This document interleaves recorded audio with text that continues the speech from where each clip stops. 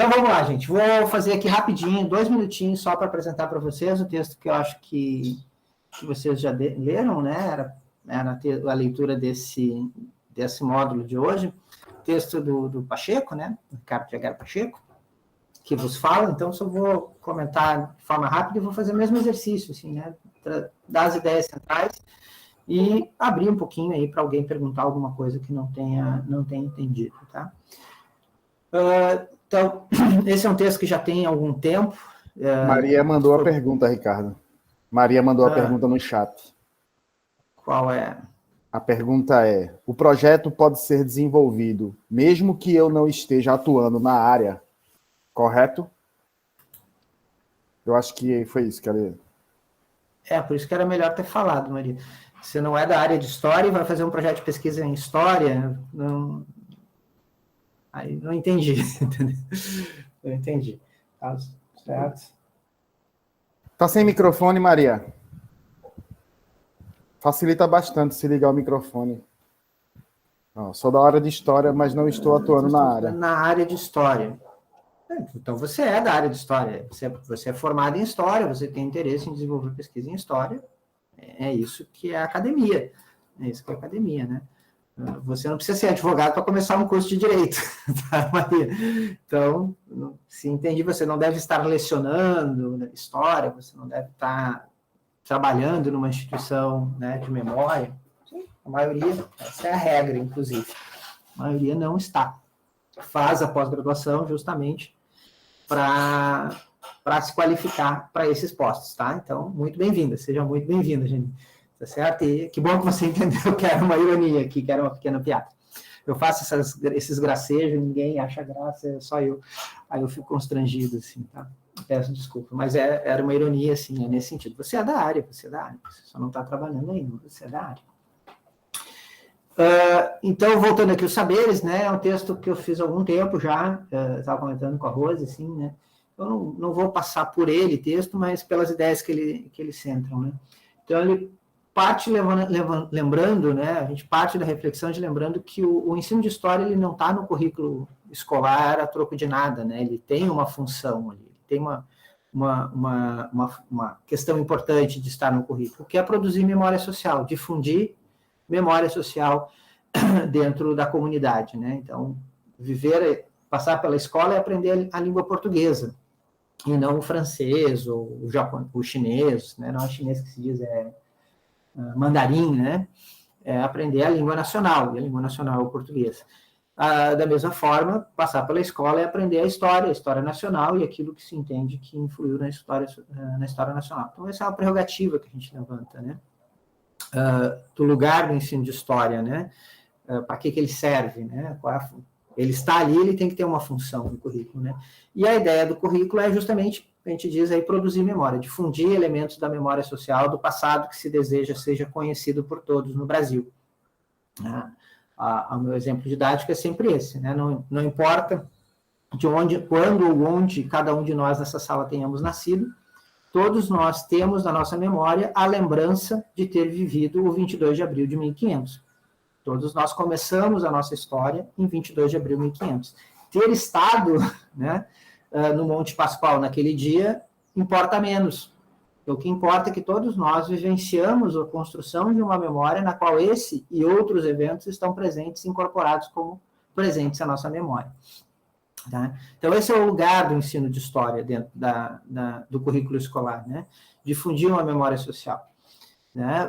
Espalhar essas lembranças por dentro da sociedade, certo? Só que essa memória não foi sempre a mesma, e aí vem a segunda parte do texto, né, que é fazer um rápido apanhado da história do ensino de história, né? Currículo de história, acho que todo mundo está vendo aí os embates da BNCC, antes do PCN, antes as normativas curriculares dos estados, dos municípios. Então, acho que dá para todo mundo ter a noção de que o currículo de história e das outras disciplinas, ele se altera ao longo do tempo, né? Então, isso é importante ser percebido, né? Que o currículo que a gente tem hoje do ensino de história é um currículo historicamente determinado, né? Determinado pelas forças do presente, né?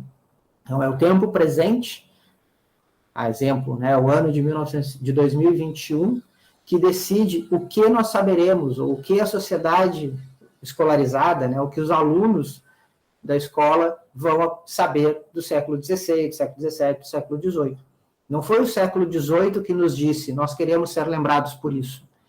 É o ano de 2021, 2020, que diz, olha, o que interessa às crianças de hoje saber sobre o passado é 22 de abril de 1500, 7 de setembro de 89, 15 de novembro, desculpa, 7 de setembro de 22, 15 de novembro de 89. Então, é sempre o presente que define que passado nos interessa, né? E esse passado está sempre em disputa, né? Disputa pelos setores progressistas, que querem trocar o 13 de maio pelo 20 de novembro, em disputa pelos setores reacionários, né, que querem negar a historicidade de grupos sociais que viveram o período, e fazer da história, né, do Brasil, como eu sempre digo, né, o currículo oficial de história no Brasil, o currículo escolar de história no Brasil, o Brasil é um país europeu e branco, né, o fato dele ter população negra e estar situado na América é mero detalhe, isso não precisa ser abordado dentro da historiografia, né, do eixo narrativo da história do Brasil, né? É porque o Brasil é um país, no currículo de história, né? É porque no currículo de história o Brasil é um país branco e europeu, que a gente tem no currículo de escolar de história mais tempo dedicado à Grécia do que a toda a África, mais tempo dedicado à Roma antiga do que a toda a Ásia. Então, esse desequilíbrio, né, ele não é explicado pelo passado, ele é explicado pelo presente. É o presente que deseja fazer do Brasil um país branco e europeu. E, portanto, cria uma narrativa da história nacional que começa em Atenas. Mesmo quando se toca no Egito, né, não se toca no Egito como país negro, se toca no Egito como um império de pessoas que não tem cor, né? Não tem cor, não tem imagens, né? É culpa de Hollywood. É tipo de Hollywood. Em compensação, sempre que se fala dos gregos e dos romanos, se tem as imagens deles embranquecidos, né? Os desenhozinhos bonitinhos deles embranquecidos. Então, dizer que esse é uma história do ensino de história, né? Tem uma história para se chegar a isso, né? A gente teve uma história, né, que começou com os jesuítas, a gente pode dizer, né? Com o ensino jesuítico na colônia, que a gente brinca, né, da história dos santos, né? A gente começa a nossa história, os primeiros currículos de história lá na escola jesuítica, era a história sagrada, que se chama, né? A história dos santos. Quando nasceu o santo, quando ele fez o milagre, quando ele foi ungido, né? Qual era a trajetória dele. Então, é a história do mártir, do santo, né? Que é uma história do sagrada, né? Essa lógica de história sagrada, de história dos heróis, ela vai se desdobrar, essa história dos santos, essa história sagrada, né, que é a história dos santos, ela vai se desdobrar depois numa história laica, que é a história dos heróis. Só que agora os heróis não são mais santos, eles são heróis do mundo civil. Então, é o Deodoro, é o Caxias, é o imperador, né, é o presidente. Então, são pessoas que são alçadas à categoria de heróis, que estão acima do povo. De onde vem essa experiência? Da experiência dos santos, né? De uma história sagrada que vê na excepcionalidade do sujeito, né, o eixo narrativo do processo histórico. Tem gente que acredita nisso, que os sujeitos são o eixo narrativo do processo histórico, né? Há uma consciência do sujeito. Eu sei que eu vou fazer a revolução, então eu vou fazer isso, isso e isso. Então, há correntes que defendem isso, não é bem a minha, né? Acho que existem forças sociais que sobredeterminam, né? Os homens fazem a história, mas fazem a história segundo as condições que lhes são dadas. Então, tu tem esse segundo momento, né? E, mais recentemente, poderíamos dizer, aí no século XX, começa um embate no currículo de história, que eu acho que esse texto até nem foca muito nisso, esse texto é anterior, né, a percepção desse embate, pela chamada democratização do currículo, né? A inclusão dos excluídos do currículo de história. Então, esse foi o grande embate, né, do movimento negro, ao pedir, reivindicar e conquistar, depois de mais de 20 anos, a proposta de inclusão da cultura afro no currículo escolar. Ela já estava presente na Constituinte, em 89. Ela começou antes, ali na década de 80, que começou a demanda por introduzir, dar destaque, ou pelo menos introduzir o debate da cultura africana no currículo escolar, foi pelo menos na década de 80. ela só foi ser outorgada e virar lei na década de 10, né? Perto de 2010, agora não lembro, 2008, não tenho lembrado, né? Mas foram 20 anos lutando para que isso entrasse, né? E bastou 2 anos, nem 2 anos, segundo mês depois do golpe, a lei já foi revogada, né, com a aprovação da BNCC. Então, é importante entender, né, essa historicidade do ensino de história. Por que é importante entender essa historicidade para nós que somos historiadores, né? Eu diria que muito para a gente se precaver de que nem tudo que é novo no ensino de história é novidade. Né? Ou, desculpa, ao contrário, nem toda a novidade é uma coisa nova, né? E nem tudo que é novo é novidade, né? Então, assim, vou colocar agora novas tecnologias no ensino de história, isso é super up-to-date, assim, vou dar aula agora usando internet. Veja, meus amigos, eu queria chamar a atenção para vocês assim, ó, se não tinha computador na escola no final do século XX, 1980, não tinha computadores nas escolas, é porque as casas não tinham computadores, porque os computadores eram objetos raros. Mas tão logo o computador entrou num preço acessível e entrou na casa das pessoas, as escolas começaram a incorporar computador. E isso foi anos 90, virada para o século XXI.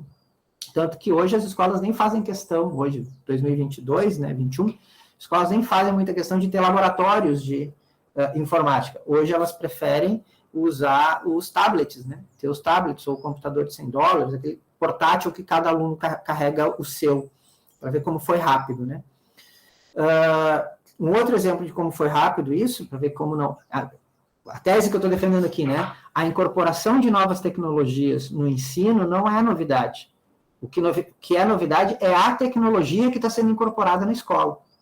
Certo? Então, com os computadores aconteceu isso. Tão logo os computadores ficaram acessíveis financeiramente, eles foram incorporados à escola. Em meados no começo do século XX,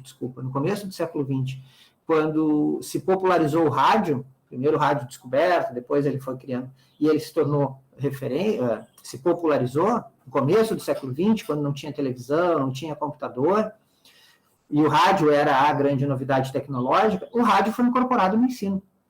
Não só incorporado na sala de aula para receber informações, como foi incorporado como meio de ensino, né? As radioaulas, né? Tinha programas de escolarização via rádio.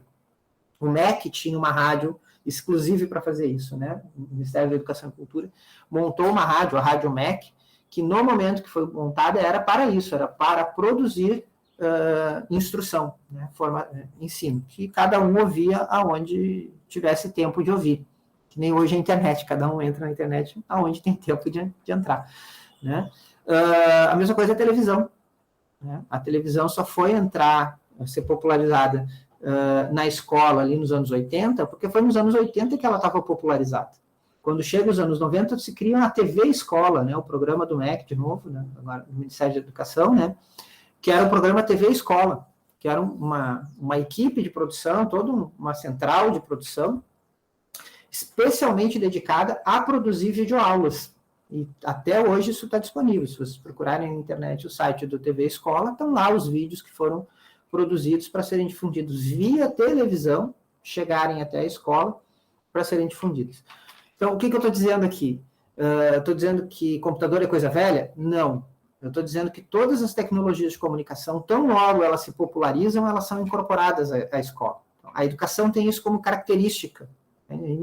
Né? Uma nova tecnologia surge, ela é incorporada para dentro da escola, certo? Então, não tem nada de novo na incorporação de novas linguagens. O que tem de novo é a nova linguagem que é incorporada. Dá para entender a reflexão aqui, né?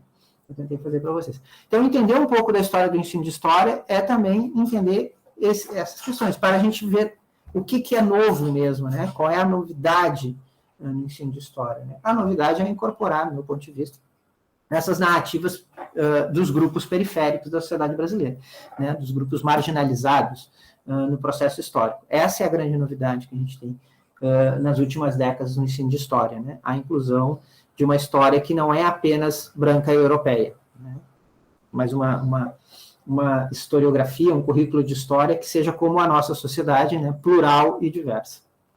E democrática, sobretudo, né, dos valores democráticos. Mas essa é a segunda ponto.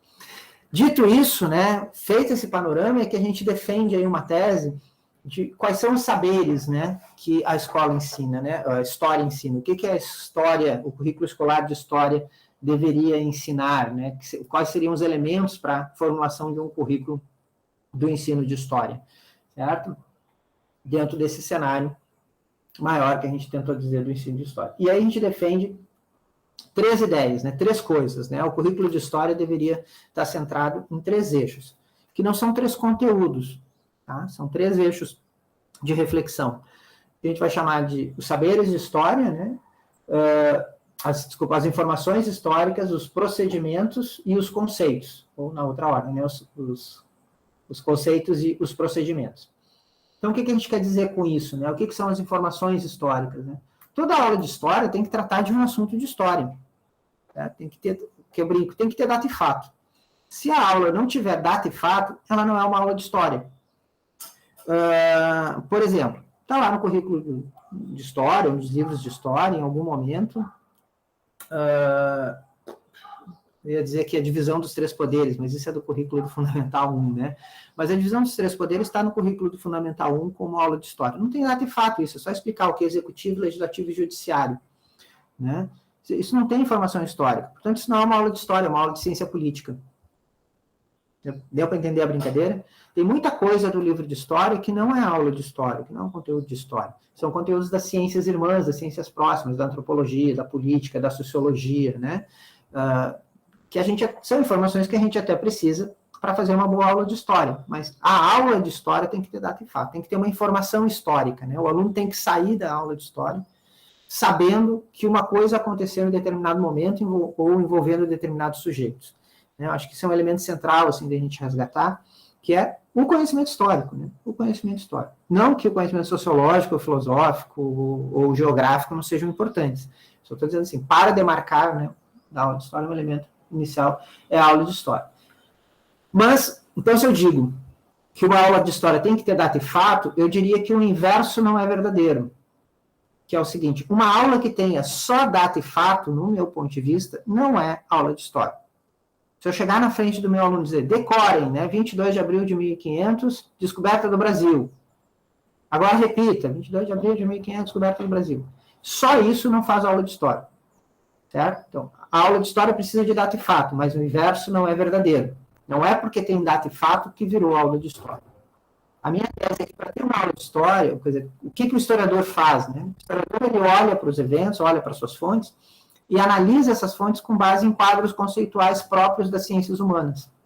Então, por exemplo, a palavra classe. A palavra classe na aula de história, ela é o conceito de classes sociais, né? Ela é o conceito de classes sociais. Ou seja, as pessoas de um grupo social, de uma sociedade, elas são divididas de acordo com a sua posição dentro dessa sociedade.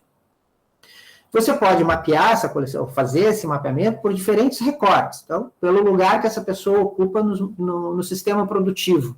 Então, dentro do sistema produtivo, tu tem a classe operária, que são os despossuídos dos meios de produção, e a classe burguesa, que são os proprietários do meio de produção. Mas você também pode ver as classes pelo regime jurídico que regula essas pessoas. Então, numa sociedade perversa, né, que regula a escravidão, e que tem na escravidão uma norma jurídica, tu vai ter a classe dos escravos, que são aquelas pessoas classificadas como escravos, por razão X, Y, Z, né, e as pessoas que são senhores de escravo. Então, é um outro recorte de classe que tu pode fazer dentro da sociedade. Então, classe, nas áreas de humanas, é a organização das sociedades. A palavra classe só é usada na disciplina de história? Não. A palavra classe também é usada lá na disciplina de biologia. Tu tem a classe dos animais, né? Os animais são divididos em classe. A classe dos vertebrados, dos invertebrados e não sei mais quais. Então, vejam, fazer uma aula de história não é só trabalhar um data e fato, mas é trabalhar, ensinar, entender uma data e fato a partir de um quadro conceitual próprio das ciências humanas. Qual quadro conceitual pode variar? Né? Quem for estruturalista usa um quadro estruturalista, quem for idealista usa o quadro teórico idealista, quem for weberiano usa um quadro conceitual weberiano. Não estou aqui, né, fazendo... propaganda de um quadro, né? Mas faz uso de um quadro conceitual. O uso de um quadro conceitual para interpretar um dado e fato é que vai transformar essa aula efetivamente em uma aula de história, de pensamento histórico, né? Que é a mesma coisa que outras ciências fazem. A física também faz isso, né? O conceito de movimento para a aula de física, né? O conceito de forças da natureza, né? Tu não tem aula de física sem entender a noção de forças, né? Da mesma forma, a aula de matemática, tu não tem aula de matemática, nenhum aluno consegue andar na aula de matemática se não entender a noção de número, né? Então, o professor tem que explicar o que é o número, tem que fazer aqueles exercícios chatos, né? De 1 mais... do material dourado, né? Dos cubinhos, para entender o que é unidade, dezena e centena. Então, é o quadro conceitual da matemática. Então, estudar matemática na escola não é fazer conta, é operar o quadro conceitual da matemática. Da mesma forma, a língua portuguesa, né? Fazer análise sintática, análise semântica, não é só ler um texto e ficar colocando ou tirando vírgula, mas é entender o que é sujeito, o que é verbo, o que é complemento. E essas coisas são conceitos da linguística. Por que seria diferente na história? Então, uma aula de história é criar situações, do meu ponto de vista, uma aula de história, ela cria situações para que os alunos, operem com conceitos das ciências humanas. E operar com conceito não é operar com a definição, fica essa ressalva para outro dia, né? Mas que os alunos tenham que operar com os conceitos, né? Um conceito perverso hoje, né? O fascismo é um regime político que mobiliza, né, a subjetividade dos sujeitos para entender parte da sua sociedade como seus inimigos. Isso foi o fascismo na Itália, isso foi o fascismo na Alemanha, e isso é o fascismo contemporâneo. Né? Um grupo, um setor, um regime político que decide, olha, parte dos sujeitos da nossa sociedade não são da nossa sociedade, na verdade são inimigos e, portanto, devem ser exterminados. Tá? Bem, aluno, você enxerga isso em alguma situação no mundo concreto? Se você enxerga, como é que você nomearia essa situação? O nome correto é fascismo. Conceitualmente é fascismo. Não é fascismo porque o Ricardo quer, é porque o fascismo tem uma dada descrição. Os objetos que se enquadram nessa descrição são o fascismo, né?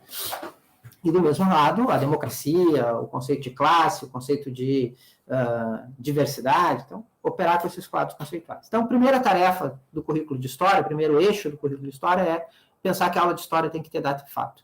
Segundo eixo é pensar que uma aula de história tem que usar o quadro conceitual das ciências humanas, né? Os quadros que a gente usa. E o terceiro eixo, que é o que eu gosto mais, né? Que são os dos procedimentos de organização dos dados sociais. O historiador, ele chegou à conclusão, sei lá, uma conclusão historiográfica aí contemporânea, que, sei lá, o regime político pós-64 no Brasil era uma ditadura, né? Ele chegou a isso porque ele quis, porque o historiador quis, não, eu vou dar um nome aqui qualquer para o regime político pós-64, que nome que eu vou dar, que nome que eu vou dar, que nome que eu vou dar? Ah, vou dar ditadura. Né? Não é porque ele quis, o historiador não chega às conclusões por sua vontade. O historiador chega a essas conclusões através de metodologia de pesquisa, que é o quê? Recolher documentação, ler a documentação, interpretar essa documentação, organizar essas informações dessa documentação. Né? Então, são uma série de procedimentos metodológicos que podem também ser apresentados para os alunos.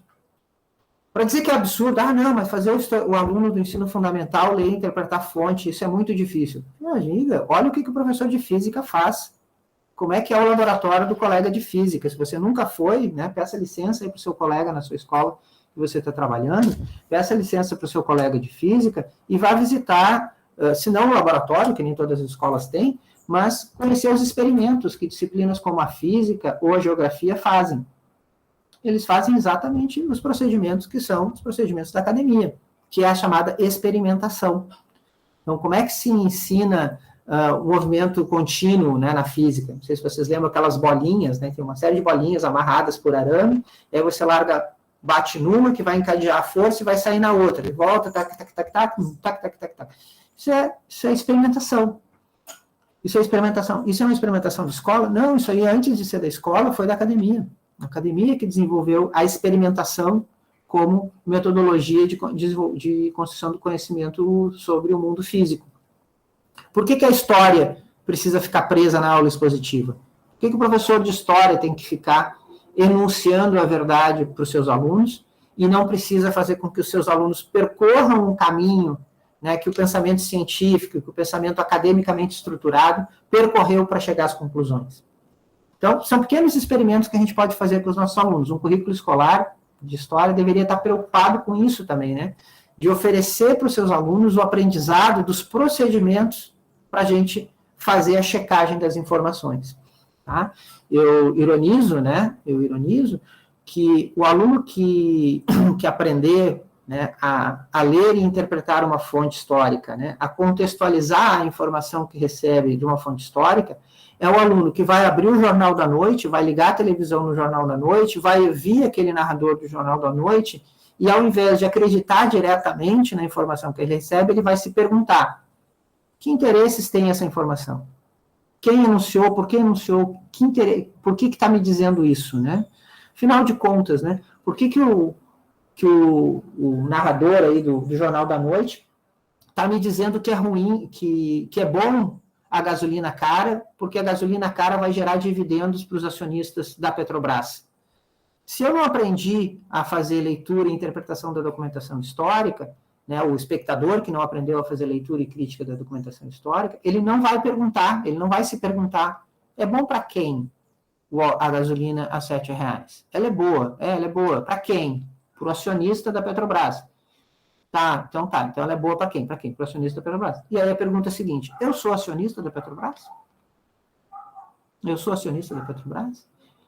Né? E uma pergunta ainda mais complicada: sim, todos nós, cidadãos brasileiros, nós somos acionistas da maior parte da Petrobras, porque a Petrobras foi construída inicialmente, lá nos anos 50, com investimento público. Né? Ela é propriedade do Estado brasileiro. E sendo propriedade do Estado brasileiro, ela é de todos os brasileiros. E ela, portanto, deveria estar ajudando ao seu acionista majoritário, ao interesse do seu acionista majoritário. E qual é o interesse do seu acionista majoritário, que é a sociedade brasileira? Uma gasolina barata. Então, veja, isso são os procedimentos, né? Veja a reflexão que eu fiz, né? Isso é uma interpretação de documentação, né? Uma interpretação de documentação das informações, recolher as informações, organizar as informações e fazer. Então, isso é...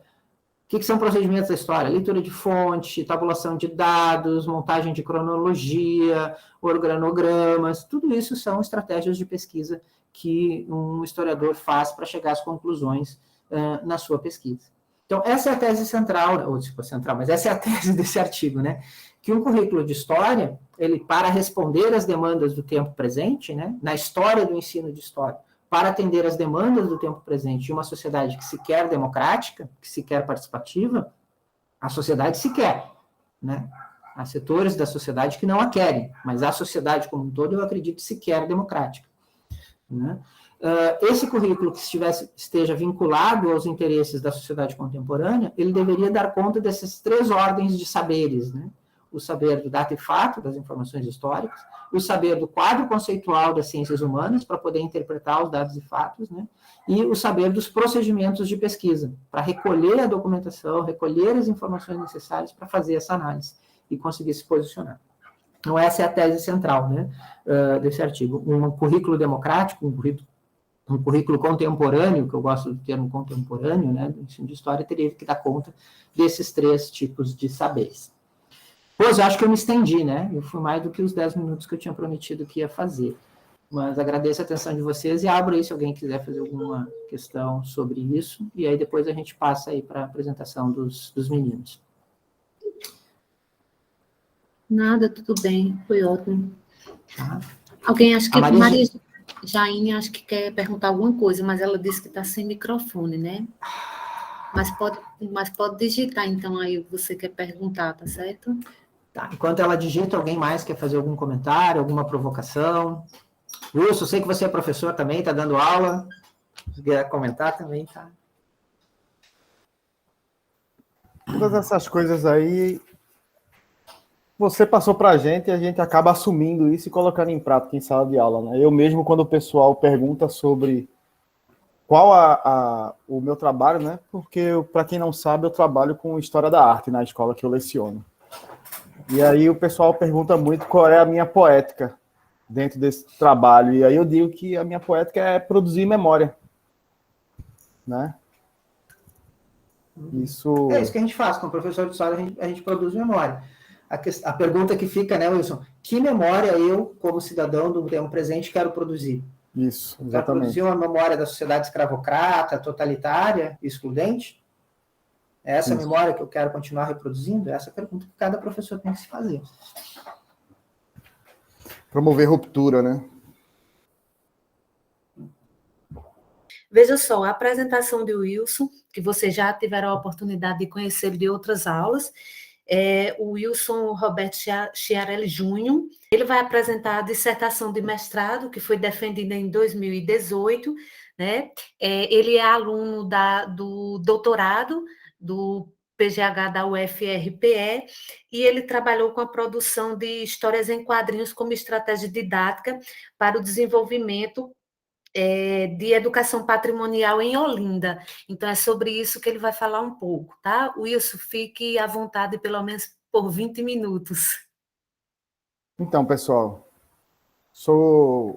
me chamo Wilson Chiarelli, sou artista visual, historiador da arte e faço parte do programa de pós-graduação aqui da Rural, doutorando com o projeto Bajado, um artista ícone do sítio histórico de Olinda. Venho desenvolvendo nos últimos 2 anos essa pesquisa.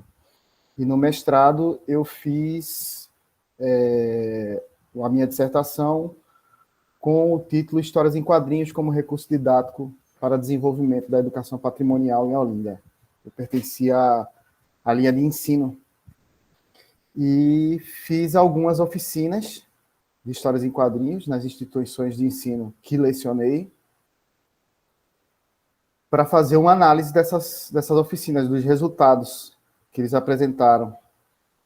Então, o nosso objetivo geral com essa pesquisa era avaliar o potencial das oficinas de produção de HQ como estratégia didática para apropriação de conteúdos históricos e criação de relações identitárias nos alunos da educação básica, tomando como objeto o Centro Histórico de Olinda. Né? E aí, o que a gente fez? A gente se envolveu com acabou não sendo só da educação básica, né? Acabamos nos envolvendo com uma turma de ensino superior no curso de artes visuais da UFPE, e a gente fez oficinas de quadrinhos baseado nos postulados estabelecidos pelos intelectuais da educação patrimonial. Maria Horta foi uma delas, e a gente utilizou as sequências didáticas, se apropriando um pouquinho de uma metodologia espontânea, né? Porque nem tudo sai como que foi pré-determinado, né, inicialmente. E desenvolvemos várias histórias em quadrinhos, onde o objeto de estudo dos alunos era o patrimônio, né? Seja material, quando a gente fazia as visitações aos espaços, né, expográficos, museus, o próprio sítio histórico de Olinda, ou então entrando em contato com algumas bibliografias específicas, como o Guia Histórico Sentimental da cidade de Olinda, de Gilberto Freire. Então, como objetivos específicos, né, fizemos as orientações, o levantamento das orientações curriculares, né, no âmbito federal, estadual e municipal. Analisamos os PCNs, como é o nome do documento, meu Deus do céu? Eu esqueci agora o nome, meu Deus. É um documento que norteia, né, política pública de educação patrimonial aqui no sítio histórico de Olinda. Não vou lembrar o nome agora, mas tudo bem. A gente analisou esses documentos para saber o que é que os PCNs demandavam, o que é que esse documento oficial do sítio histórico de Olinda estava demandando da população, né, e justificando o nosso trabalho dentro dessas oficinas, né, dava respaldo a tudo que nós estávamos fazendo, né, além de analisar a potencialidade das histórias em quadrinhos como recurso pedagógico. Aí a gente se debruçou na bibliografia onde tem nomes como Valdomiro Vergueiro, Paulo Ramos, né, intelectuais estrangeiros como Will Eisner e Scott McCloud, tudo isso para saber como funciona, né, e qual o potencial pedagógico das histórias em quadrinhos em sala de aula. E aí, o resultado, eu ainda vou falar o resto aqui dos objetivos específicos, mas o resultado foi 3 produções distintas. Deixa eu mostrar aqui que eu separei direitinho para vocês, mas eu acho que eu antes tenho que parar aqui.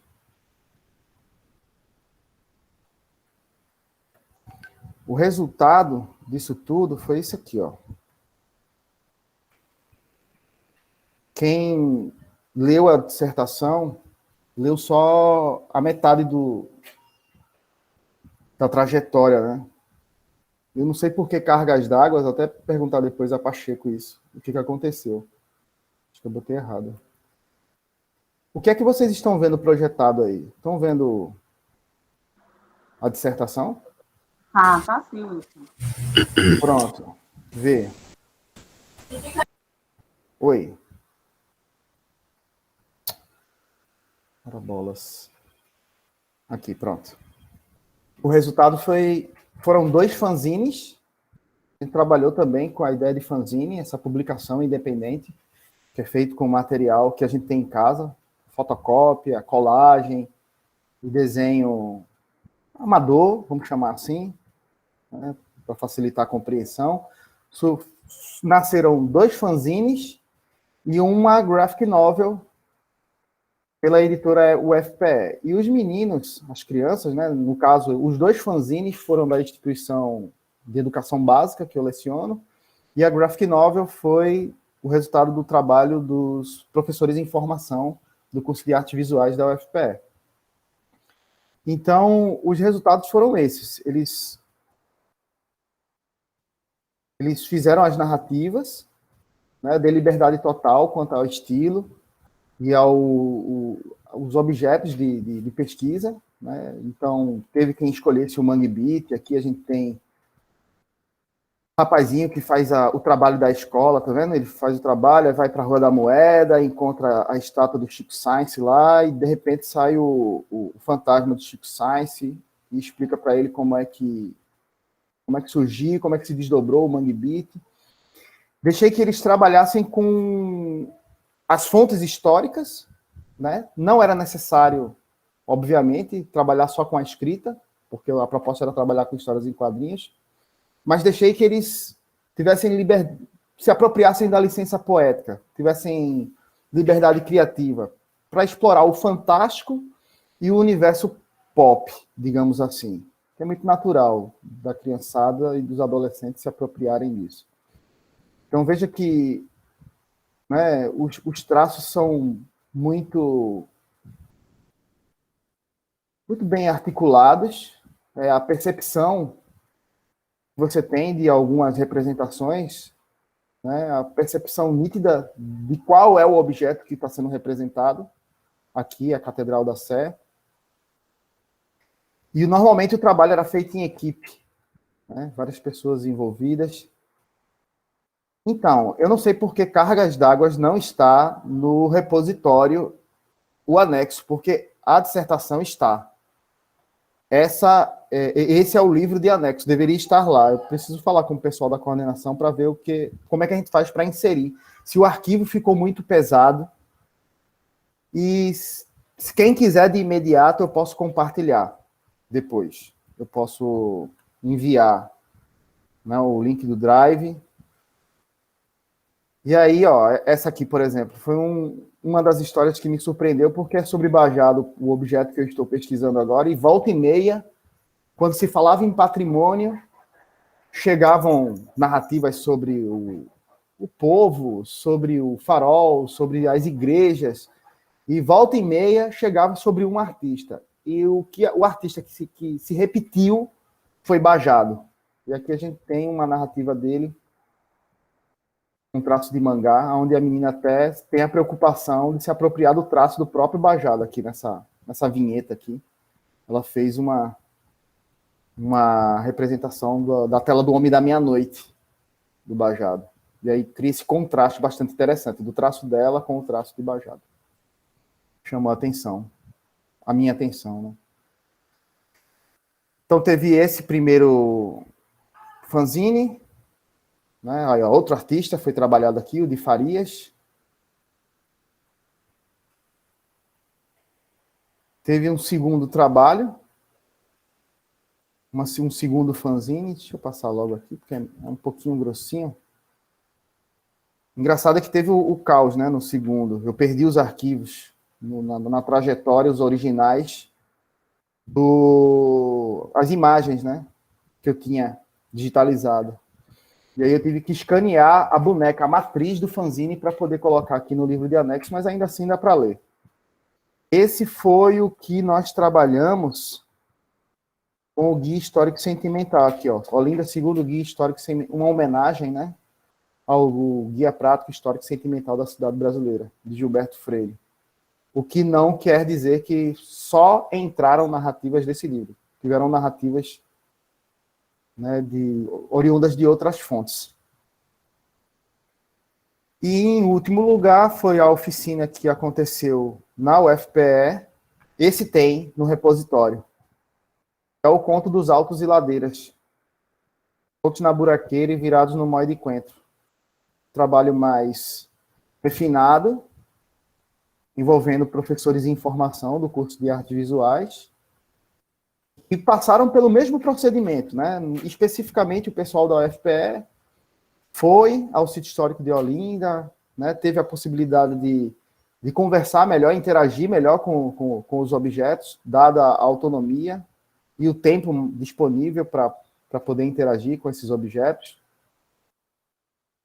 E aí surgiram narrativas das mais diversas categorias e sempre focando nos folguedos de Olinda, nas dificuldades, né, das relações sociais. Aqui mesmo na história da Vovó Maravilha se fala sobre os problemas, fala sobre os êxitos do sítio histórico, as festividades, a relação que os moradores têm com a vizinhança, né, muito próxima, mas também apontando os problemas sociais, né? As enchentes, a violência, os problemas urbanos, né? Essa história chamou a atenção porque ela fala sobre um objeto, uma peça do Museu de Arte Sacra, né? Que ainda está lá. Eu não vou me recordar agora qual é o título da obra, mas é esse santo pisando em cima da figura do diabo. E aí a pessoa que fez a narrativa descobriu que essa peça, antes de estar no Museu Regional, no Museu de Arte Sacra, estava na Catedral da Sé. E aí ela ficciona, dizendo que a estátua viu a pessoa que viria a se tornar o Homem da Meia-Noite, a emparedada da Rua Nova. Fez uma verdadeira salada assim, cultural, envolvendo várias narrativas. Ficou bastante curiosa. Ó, Pela apareceu. Tudo bom, Pela? Ok? Para maiores detalhes, eu vou disponibilizar o material para vocês darem uma olhada e vou finalizar aqui, né, essa apresentação do livro de anexo. E vou voltar para os slides. Um minutinho.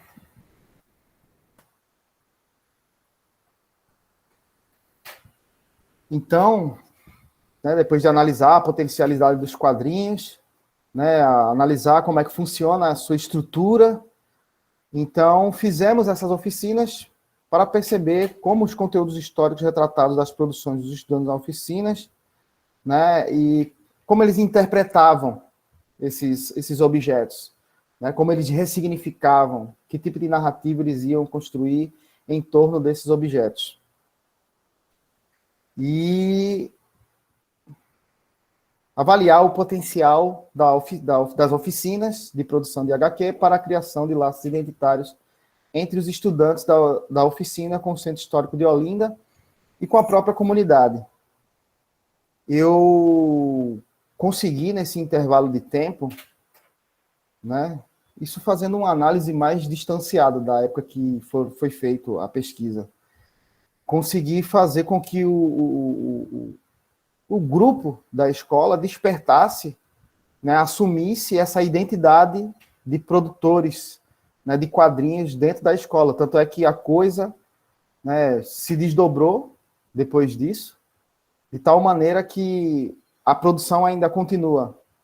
E esse ano, aparentemente, surgem novos materiais, depois dessa fase, né, do isolamento, que ainda continua, mas que timidamente os alunos estão retornando e pedindo para que essa cultura da produção de quadrinhos ela retorne. E como conclusão do que a gente fez, né, a gente percebeu que, primeiro, essas oficinas, quando elas são feitas em sala de aula, a gente tem que tomar um cuidado excessivo para não ser mal interpretado.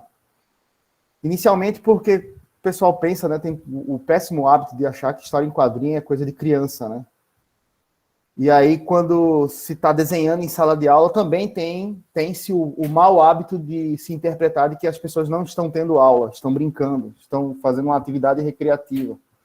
Ou você assume que produzir histórias em quadrinhos é algo sério, feito por profissionais, que existe um mercado monstruoso, né, e que é ávido por novidade a toda hora, e que isso demanda um certo esforço intelectual para esse desenvolvimento desse material novo, você acaba compreendendo que não é uma brincadeira qualquer, né, e que, se você fizer de uma forma sistemática, pode render bons resultados, né?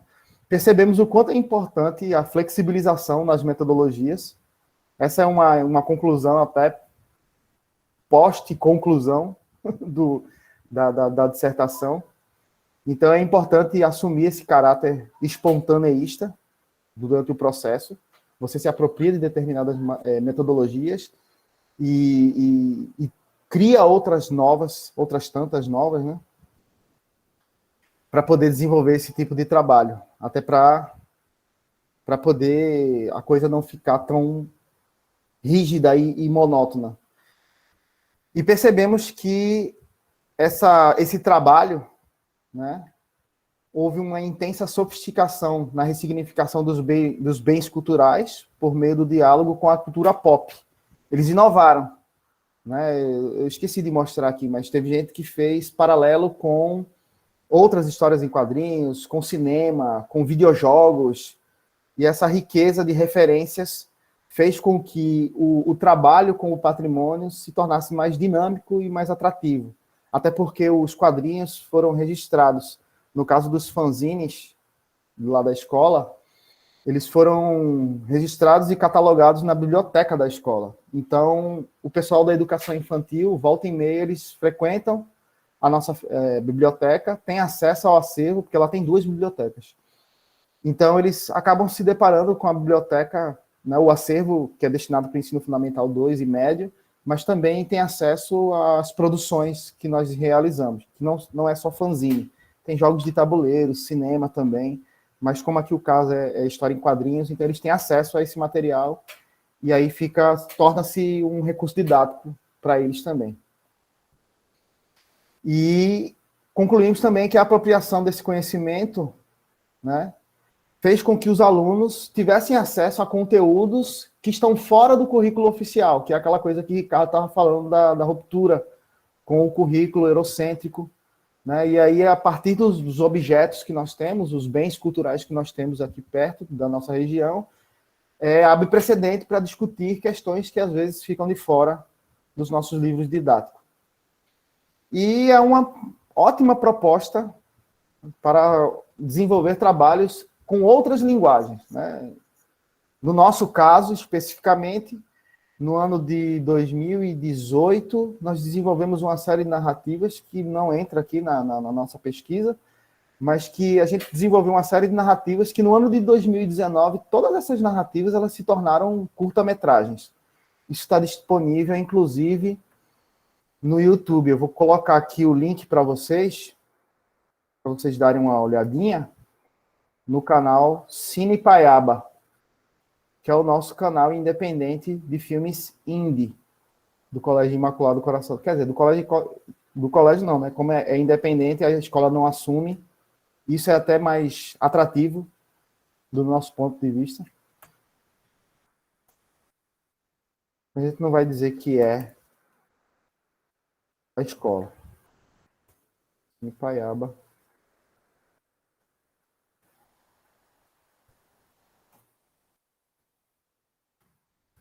Segue o link aí para o pessoal que ficou curioso. Ok? E é bem isso.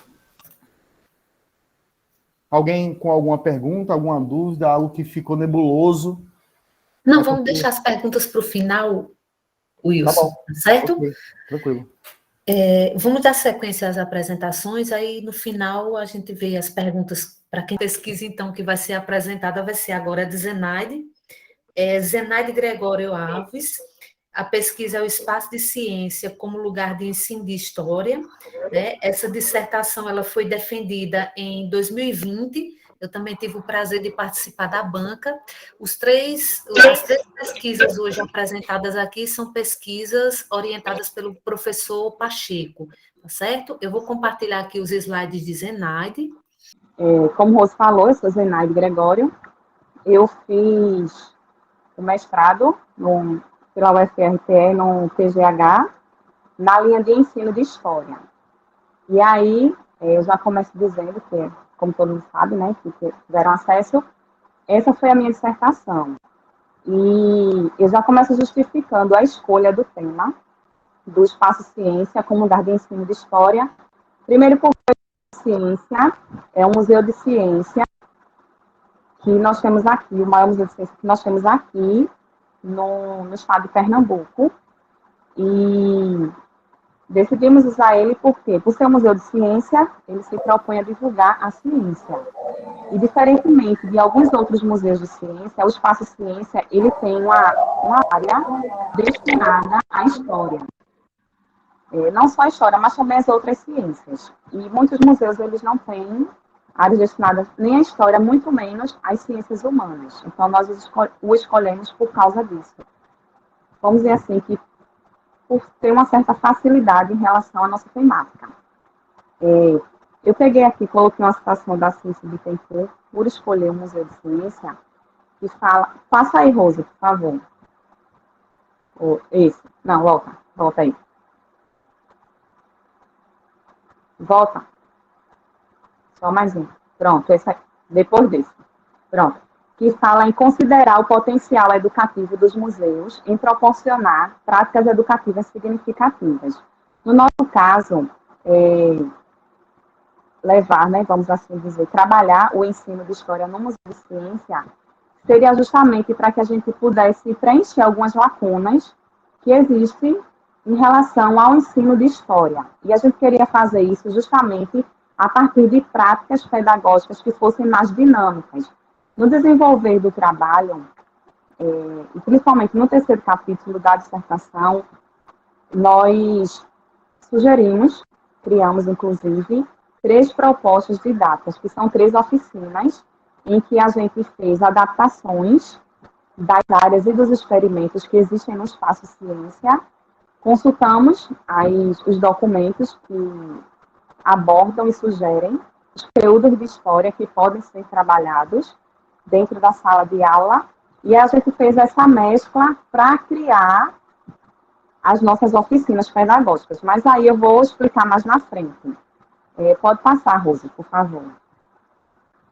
No primeiro capítulo da dissertação, nós quisemos trabalhar os conceitos que eram pertinentes à nossa pesquisa, né? E aí a gente usou a Lei 11.904, que é o Estatuto dos Museus, que vai definir o que é museu. E aí que fala que são instituições sem fins lucrativos, conservam, investigam, comunicam, interpretam, expõem. para diversas finalidades, dentre elas a questão de estudo, pesquisa e educação, e também a questão dos conjuntos de coleções que essas instituições agregam em si, que elas podem ter valor histórico, artístico, científico, técnico, dentre outros, e que são abertos ao público e à sociedade. Então, além do conceito de museu, também usamos o conceito de museu de ciência e fizemos diferenciações entre museus de ciência e os centros de ciência. E também, de certa forma, a gente começou a tratar um pouquinho sobre o ensino de história. Aí, nesse próximo slide que o Rose colocou, só um minutinho, tá? Que corresponde ao segundo capítulo, nós também adentramos alguns conceitos e também fizemos uso de definições que eram realmente pertinentes ao tema. E nós abordamos o papel educativo dos museus e a experimentação nos museus de ciência. Pacheco falou, inclusive, agora há pouco, quando ele estava, né, no início, na abertura, sobre a questão da experimentação da história, do ensino de história. No nosso caso, a gente também tentou abordar isso, só que no Museu de Ciência, pegando justamente a questão da história ser uma ciência, vamos dizer assim, mais teórica, mais puxada para o campo do abstrato, devido ao seu próprio objeto de pesquisa, né? E aí, a gente quis tornar isso de uma forma mais prática, onde o aluno ou o visitante ele pudesse realmente interagir com aquilo que nós propunhamos a respeito dos experimentos e do conteúdo de história que se fazia presente no espaço ciência. E aí nós abordamos alguns conceitos, como, por exemplo, de cidadania científica. Da gente pegar, por exemplo, a questão se a gente pensar um exemplo da alfabetização, quando a criança vai à escola ser alfabetizada, ela vai, querendo ou não, desenvolver algumas habilidades e competências que vai ajudar ela na vida dela. Então, quando os museus de ciência eles são criados aqui no Brasil, principalmente lá a partir dos anos 80, também se tem uma política interna de justamente trazer desenvolvimento, tecnologia para a sociedade brasileira. E aí, por isso, da utilização do termo de cidadania científica. Era o pensamento de que os brasileiros, eles tinham pouco acesso à ciência, à tecnologia, então é como se fosse denominado como analfabetismo científico. Então, as políticas de incentivo à criação dos museus de ciência fazia com que essa ideia de conscientizar as pessoas a se apropriar em seu dia a dia dessas informações de caráter científico e tecnológico e também poder trazer isso para o meio em que as pessoas estavam vivendo.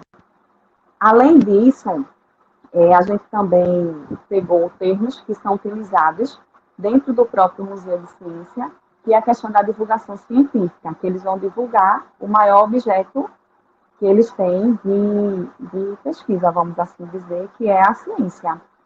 Também abordamos conceitos de ensino não formal, que é aquele que não está dentro da escola, mas que é um ensino. No caso do museu, ele aborda a questão do ensino não formal. E a interatividade também, que é muito presente nesses espaços dos museus de ciências, que é justamente fazer com que o visitante ou o aluno, ele interaja de uma forma mais ativa, de algo prático, onde ele vai realizar uma ação e, consequentemente, vai desenvolver em uma reação. E aí também tratamos a questão do educativo dos museus de ciência e também como é a didática aplicada a essas instituições. Passa aí, Rose, por favor. E eu estou aqui falando do Espaço Ciência, e eu resolvi trazer esse mapa do Espaço Ciência, que se vocês prestarem atenção, ele tem um monte de desenhos aí, que é para ilustrar as áreas a respeito das ciências que ele aborda. Aí tem aqui em cima, que é o nome Área Terra, que é justamente a área onde o foco é a história e a geografia.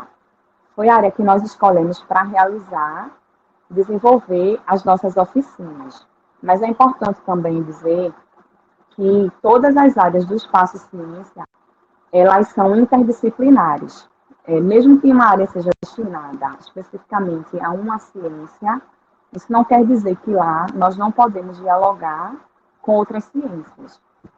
E aí, dentro da área terra, nós escolhemos alguns espaços dela para as oficinas, para ser espaço físico, vamos assim dizer, para usar os experimentos que eram disponíveis ali. E um desses é o mapa de Pernambuco, que é uma atividade que foi desenvolvida para lá, e a outra é o planetário, que está voltado também para a astronomia, que nós também desenvolvemos lá. Aí mais na frente, que é o próximo slide, passa aí, Rosa, por favor. Estão as oficinas, 3 oficinas que nós criamos, que estão ligadas ao ensino de história, que se relacionam aos experimentos que o Espaço Ciência tem. A primeira dessa oficina é chamada de Mapa Cultural de Pernambuco. A ideia dessa oficina é para que ela fosse desenvolvida lá na área terra e que o objetivo dela era que pudéssemos identificar as características e elementos históricos e culturais de alguns municípios do estado de Pernambuco. Isso nós fizemos através de imagens que ilustravam os municípios que foram previamente selecionados. E aí, nessas imagens, nós escolhemos alguns aspectos que eram mais conhecidos ou estereótipos, como podemos assim dizer, e também de não estereótipos, para que a gente, quando mostrasse, as pessoas vissem o que elas já conhecem, muitas das coisas, né, que elas já conhecem, que são marcas registradas, podemos assim dizer, desses municípios, e outras coisas que não eram, que causavam, de certa forma, uma surpresa, um estranhamento, porque as pessoas poderiam dizer, mas eu não imaginava que existia isso. E aí, alguns exemplos estão citados na dissertação, nos anexos principalmente. A outra oficina é o CSI Histórico Indígena. E a ideia do CSI também é para ser realizado na área terra. Lá tem uma exposição voltada à temática indígena. E aí a gente ia, né, a proposta é abordar, identificando esses hábitos culturais e sociais indígenas. E para isso, a gente faria uso do recurso do Espaço Ciência da exposição e também de alguns experimentos que estariam mais relacionados à área da química. Nós tentamos fazer as oficinas de forma interdisciplinar. A ideia dessa oficina também, do CSI, era para que os alunos solucionassem um caso de assassinato em uma aldeia indígena e que no local onde a atividade foi proposta para ser realizada, iam ter espalhadas algumas pistas onde os alunos eles iriam, em grupo, fazer a coleta dessas pistas e depois eles fariam um tratamento a partir de algumas substâncias e soluções químicas para identificar quem foi ou quem eram as pessoas que estavam envolvidas nesse caso de assassinato. Que na ocasião, tinha alguns pesquisadores na aldeia que estavam envolvidos, assim como membros da própria aldeia. A outra atividade é chamada de Brasil, uma pátria estrelada. Essa atividade, nós também buscamos a interdisciplinaridade dela, da história, com a geografia e com a astronomia. Por quê? Porque ela foi pensada para ser desenvolvida lá no planetário, na área interna e externa. E o objetivo dela é justamente explorar os significados e as características das bandeiras brasileiras, cores, elementos, as frases e outros aspectos em alguns períodos históricos do Brasil diferentes. E aí a gente quis também contextualizar nela os aspectos sociais, culturais, econômicos e políticos, e também puxamos um pouco para enfatizar a questão da emergência mesmo, da República Brasileira, que em determinado momento histórico, vamos dizer assim, se firmou.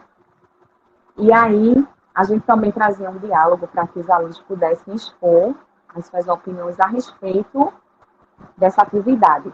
E por que a gente escolheu decidiu criar essa oficina pegando um símbolo nacional.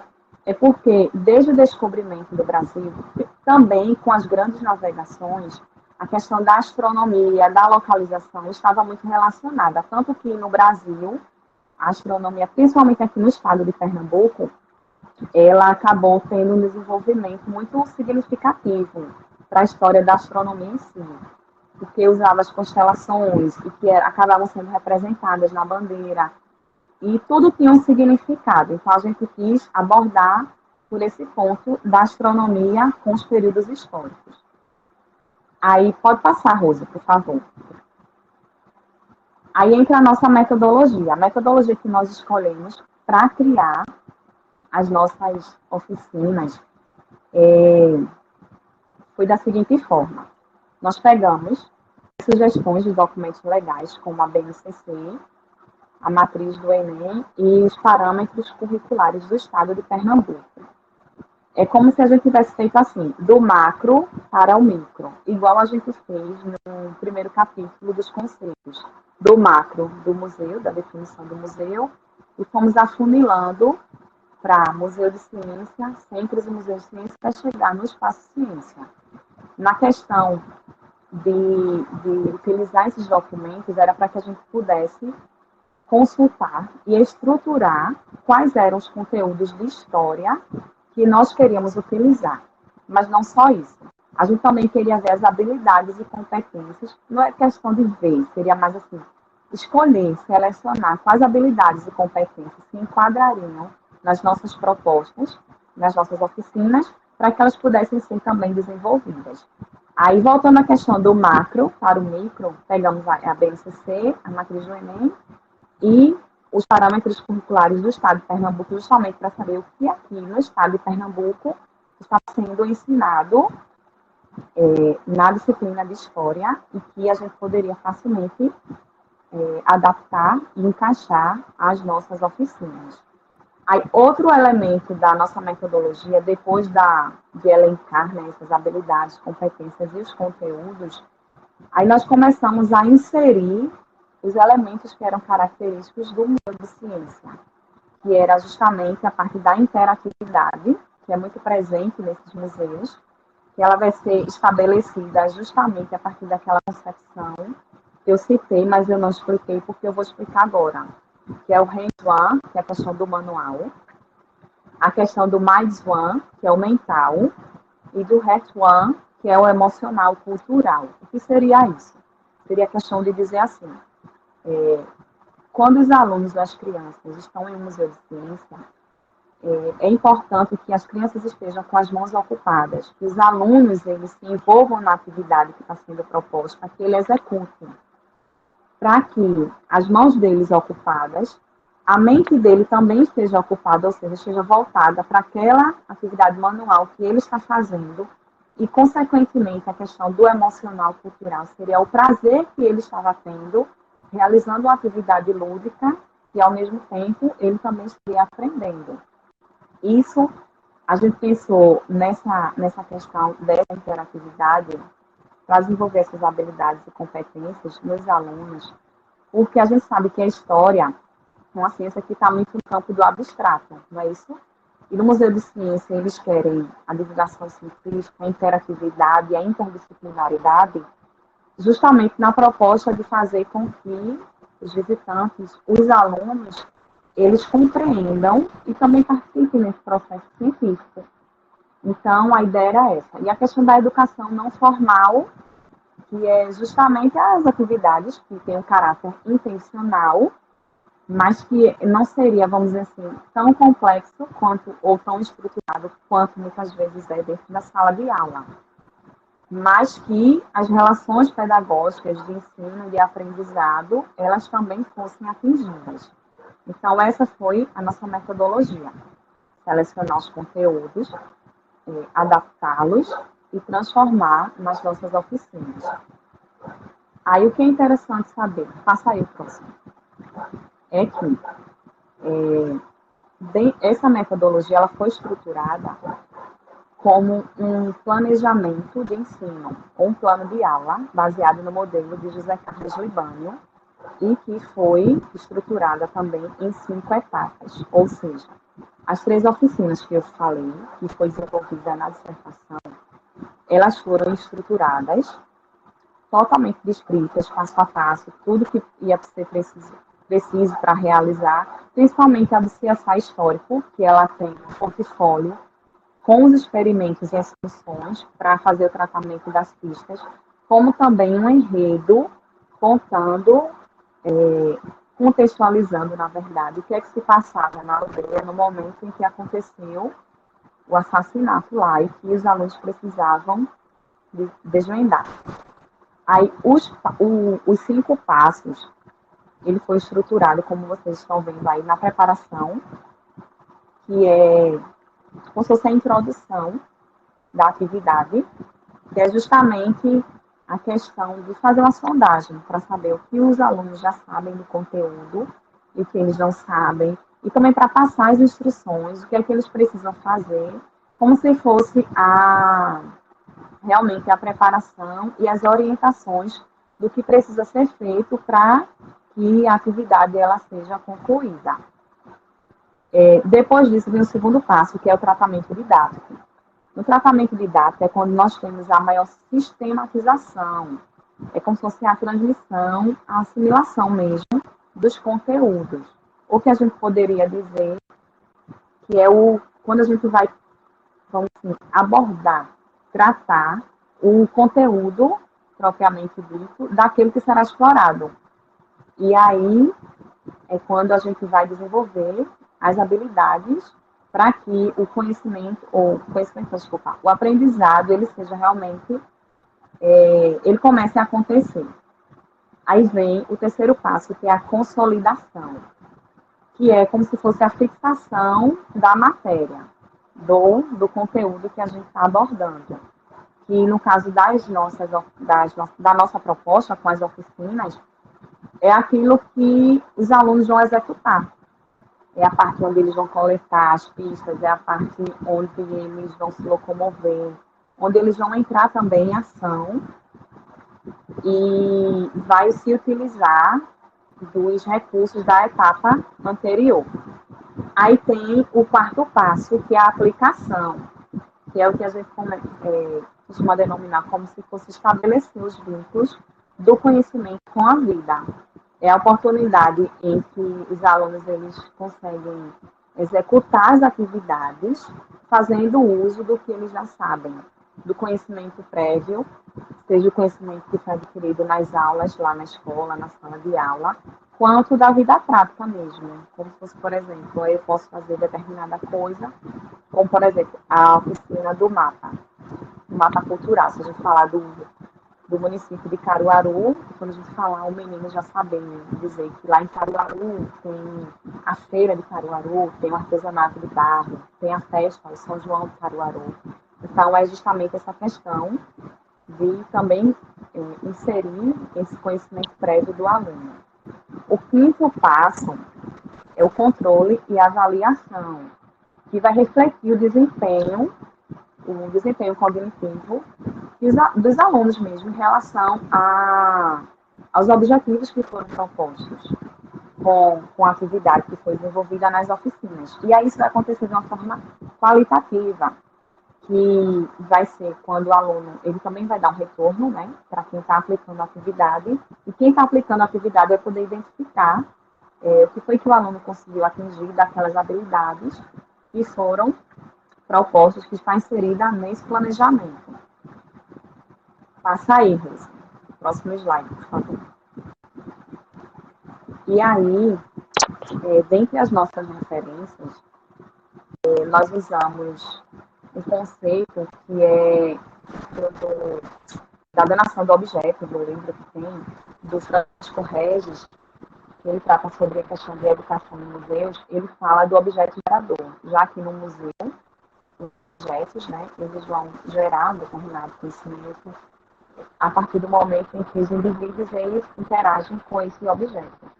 Só que esse conceito do Regis, ele foi extraído bem antes, que foi do Paulo Freire, com a palavra geradora, naquela questão de de ofertar mesmo uma pedagogia que se aproximasse do contexto em que o aluno está inserido.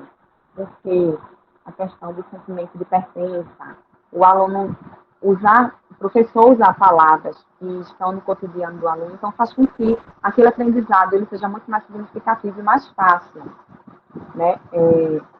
E aí, a gente quis trazer isso para o Espaço Ciência, para a nossa proposta, já que no Espaço Ciência, as peças ou os objetos daquele museu são chamados de experimentos, que é justamente nessa ideia da experimentação.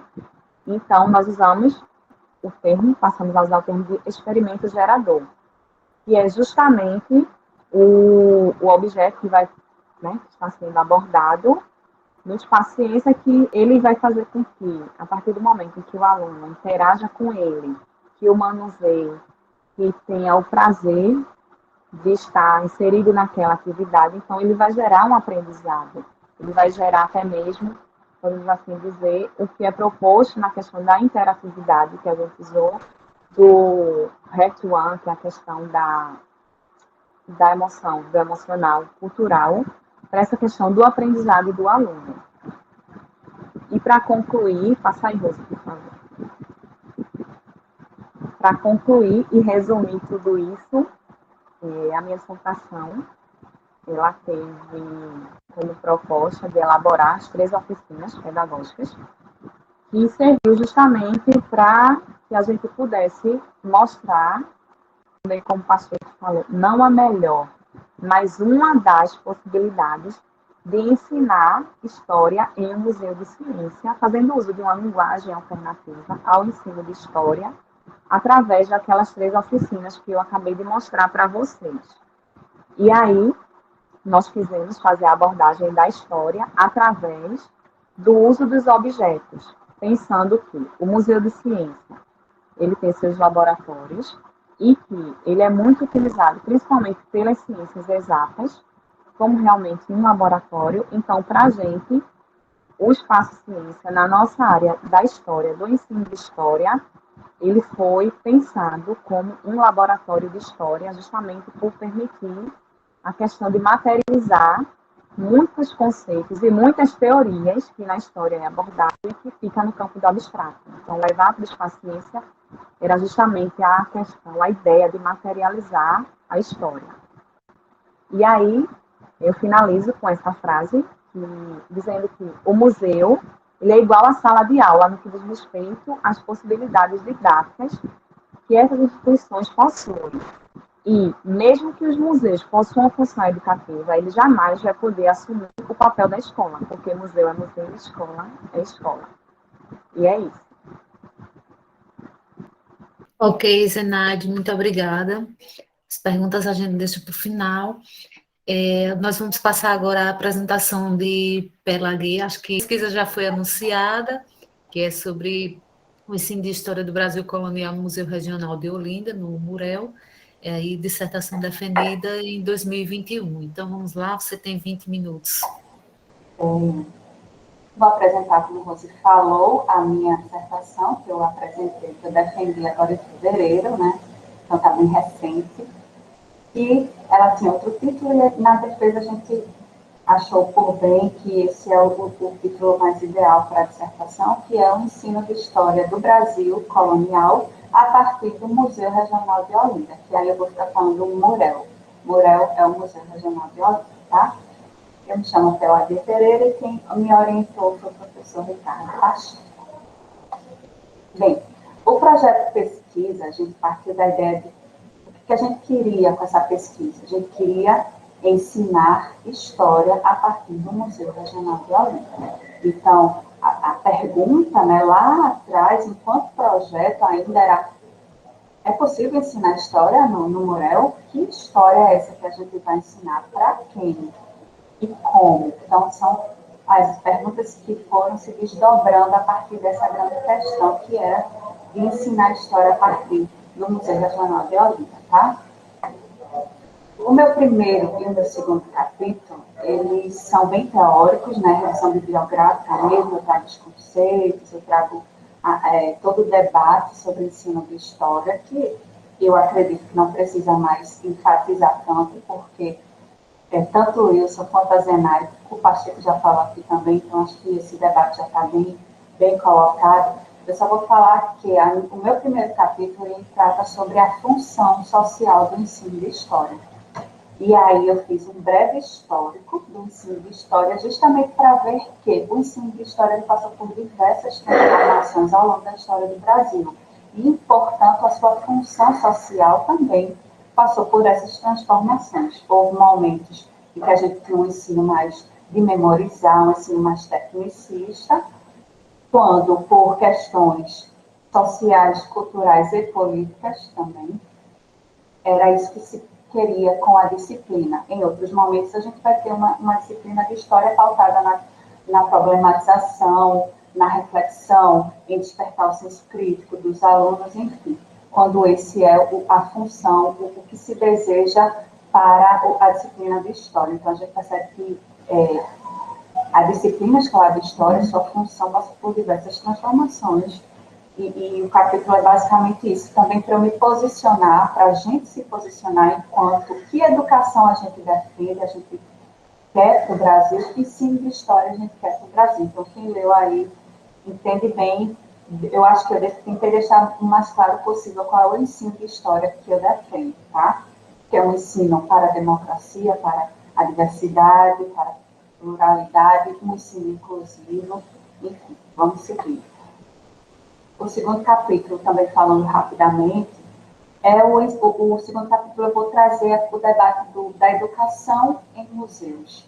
Né? E aí é nesse capítulo que eu trago o Murel. Eu vou falar da história do Murel, do prédio, né, que cedia o Murel, que é um prédio histórico, que a casa ela foi construída lá em 1745, que serviu como residência dos bispos, né? Então, conto toda essa história e conto também a história da fundação do museu, né? Que o Murel ele surge como parte da comemoração dos 400 anos de chegada de Duarte Coelho aqui em Pernambuco. Então, o Murel ele surge nesse momento, tá? Então, eu conto tudo isso no capítulo e apresento também a exposição do Murel, tá? Para quem viu, né, mais uma vez, para quem leu, inclusive eu descrevo e trago imagens do Murel para a pessoa que nunca viu, que não tem acesso, imagina que a pessoa de outro estado, possa conhecer o Murel. E aí, com esse estudo da exposição, a gente tenta chegar na questão, o que o Murel ensina, então, tá? A gente faz esse mapeamento do Murel para entender o que o Murel ensina de conteúdo histórico, de informação histórica. Bem, é um museu de história, então, são infinitas as possibilidades para estudar a história. E aí, dentro dessas infinitas possibilidades, a minha proposta na dissertação, e aí se aproxima muito do que a Zenaide fez e mostrou aqui para a gente, também foi de criar projetos didáticos. Então, a gente criou 3 projetos didáticos, né? Um projeto didático é uma sequência de aulas, tá? E vou mostrar aqui para vocês. Os projetos didáticos, eles têm basicamente a mesma estrutura, tá? Então, ele tem a mesma base metodológica. A gente se baseou na metodologia da educação patrimonial, do estudo do meio e dos 3 tempos, que é a proposta do Pacheco. Então, aí eu tenho a Horta, a Bittencourt e o Pacheco. Essa estrutura de pensar os 3 tempos, que é o antes, o durante e o depois, é muito importante para vocês entenderem os projetos didáticos. Então, a gente vai ter sempre um momento antes, o momento da visita, e aí a visita, a exposição, o museu, ele é o eixo norteador desse projeto didático, tá? E ele faz parte, mas ele não é a atividade em si. O projeto didático pensa sempre no antes, na visitação e no depois, tá? Então, os 3 projetos, eles têm essa mesma estrutura, essa mesma base metodológica. Outra coisa que também serve para os 3 é que todos eles foram feitos a partir dos parâmetros curriculares daqui do estado de Pernambuco, e aí já está de acordo com a BNCC, tá? Eles também foram pensados para turmas de 7º ano do fundamental, e todos eles têm 5 encontros. E aí, mais uma vez, pensando antes, durante e depois. A gente tem 2 encontros anteriores à visita, a visita, que é o 3º encontro, e mais 2 encontros pós-visita. Lembrando que esses encontros, a gente traz uma ideia de quantas horas aulas seria suficiente para realizar esse projeto, né? Mas isso sempre vai variar de acordo com o professor que quiser usar e vai adaptando essa. É uma estrutura, é um esqueleto, tá? Mas a gente pensou em encontros com 2 horas aula, tá? Para vocês terem uma noção. Próximo. Outra coisa que eu quero enfatizar sobre o Murel. O Murel, ele é uma casa, uma típica casa da elite colonial. Ele reproduz uma típica casa da elite colonial, tá?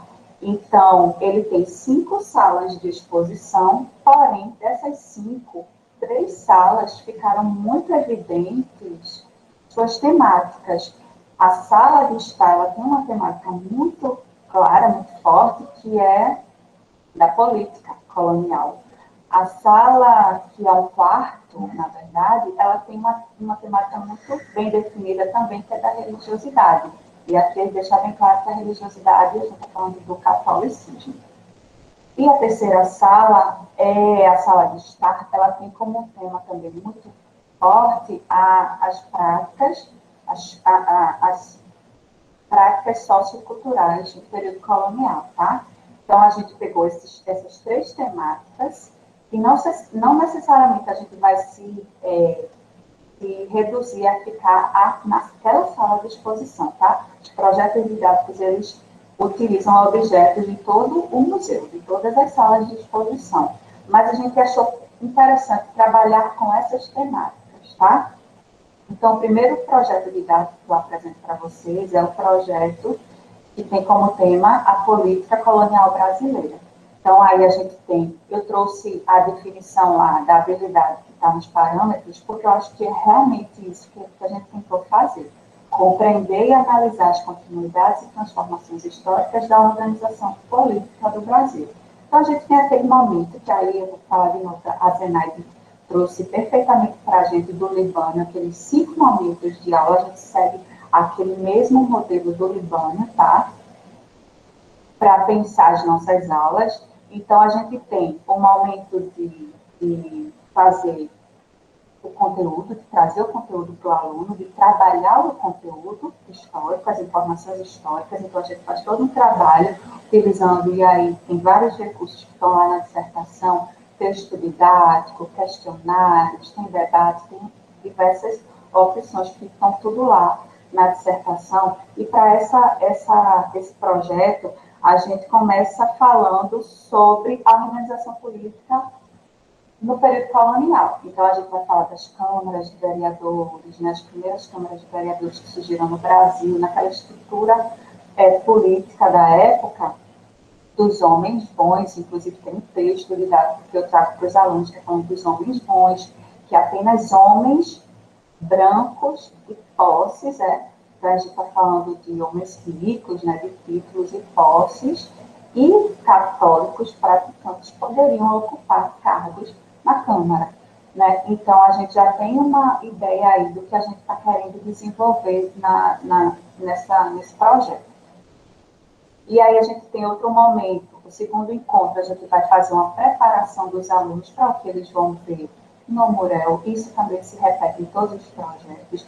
É interessante que os alunos, eles saibam o que eles vão ver no museu. Não necessariamente você precisa mostrar fotos do museu, mas falar sobre o museu com os alunos é importante. Fazer esse trabalho prévio de preparar o aluno para esse embate, né, que aí o Francisco Regis fala tanto, esse embate sujeito e objeto. Então, é preciso preparar o aluno para esse momento. Então, tem uma aula também que a gente pensou ser destinada a isso, onde o professor vai contar a história do museu, a temática, o que se relaciona com o que eles estão estudando em sala de aula, tudo isso a gente faz no momento antes da visita.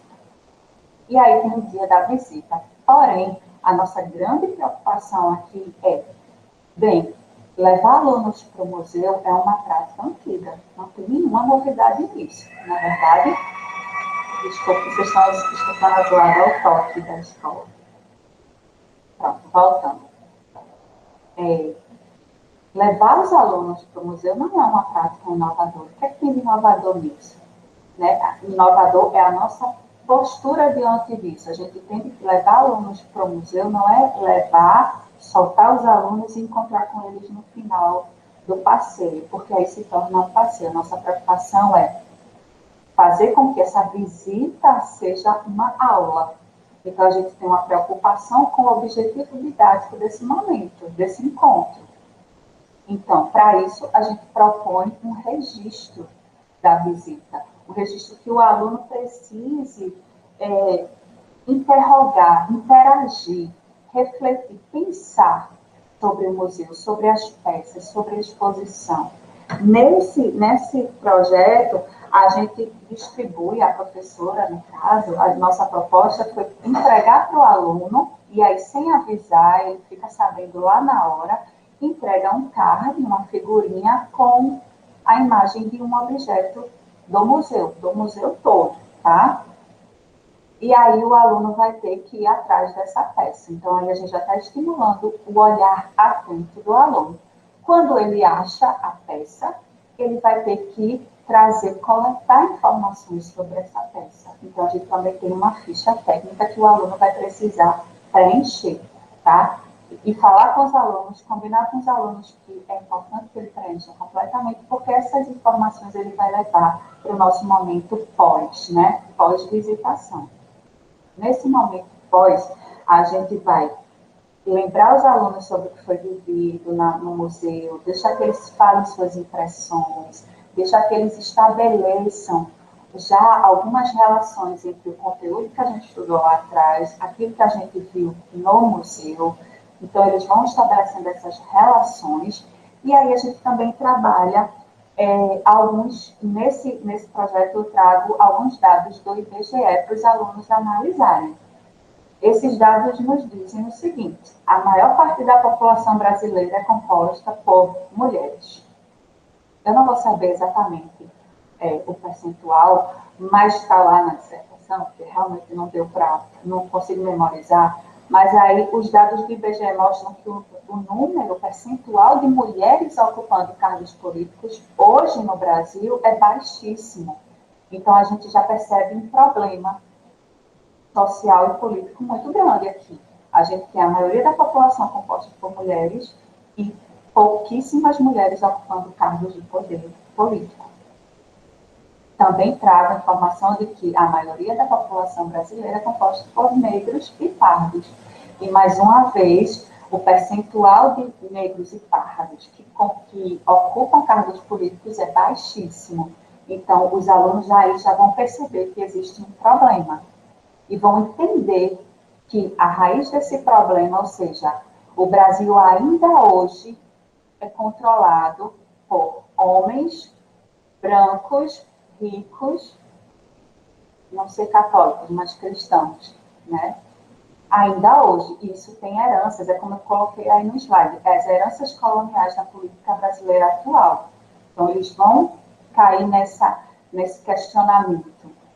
Eles vão perceber esse problema brasileiro, social, político, que a gente enfrenta ainda hoje. E aí, como produto final, a gente sempre vai trazer a ideia de que os alunos construam algo, que é o nosso produto final. Cada projeto didático tem o seu.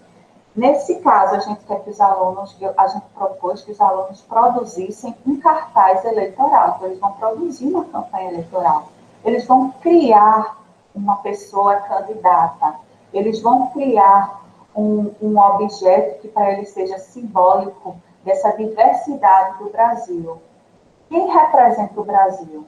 E a gente traz, inclusive, a necessidade de que os alunos utilizem cores, porque aí eles vão pensar que cor, que cara tem essa pessoa que representa o Brasil, que deveria estar ocupando esses cargos políticos.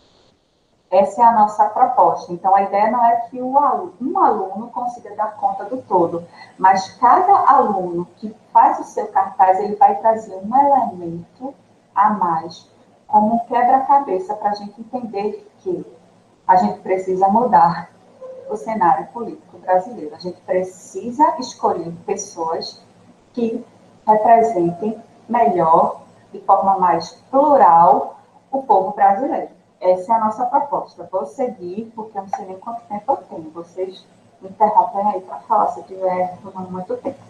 O próximo projeto didático é Religião, Viver e Orar. Aqui a gente está querendo entender a influência do catolicismo na formação da identidade religiosa do Brasil. Tá? Então, a gente começa trabalhando ali o conteúdo, como eu falei para vocês, a gente traz o quadro A Primeira Missa no Brasil, do Vitor Meirelles, que é um quadro muito importante para a gente trabalhar esse assunto, né, dos povos indígenas e os portugueses ali na primeira missa, né, como o cristianismo, o catolicismo vem com o Estado, né, não é só a coroa, mas vem Estado e Igreja vem do Brasil e ficam juntos por muito tempo, então a gente tenta trabalhar, como eu coloquei aí, o Estado laico e a diversidade, o Estado laico para garantir e proteger a diversidade religiosa no Brasil. É isso que a gente propõe, tá? Nesse projeto didático, a nossa forma de registro, né? A atividade que a gente propõe para os alunos no museu é uma caça ao tesouro, uma dinâmica de caça ao tesouro. Então, a gente pensou em trazer um recorte de um objeto do mural, e aí fica até mais esse olhar atento do aluno, a gente cobra mais desse olhar deles, a gente tenta aguçar mais esse olhar, porque antes era o objeto todo, agora é só um recorte, e eles vão ter que realmente caçar esse tesouro, que é o objeto do museu, e quando eles acham, eles têm que, mais uma vez, que coletar informações sobre esse objeto, e essas informações levam de volta para a sala de aula para se debater, tá? E aí, nesse momento final, a gente traz a Declaração Universal dos Direitos Humanos e o cordel cantado do Braulio Bessa, né, que tem como tema a tolerância religiosa, para a gente fazer esse debate. Ora, o Brasil é um país plural, de etnias, de povos, de religiões, então é preciso que a gente tenha, que a gente assegure, que a gente tenha o direito assegurado de praticar a nossa religiosidade e proteger as diferentes expressões religiosas que o Brasil tem, né? Então, preciso que a gente, que o aluno entenda a importância do Estado laico, tá? Eu estou falando bem rápido, lá na dissertação está tudo bem detalhado, mas a proposta do projeto didático é esse, entender a importância do Estado laico para proteger, garantir a diversidade religiosa no Brasil, tá? Como produto final, a gente propôs que os alunos construíssem uma peça de museu, porque...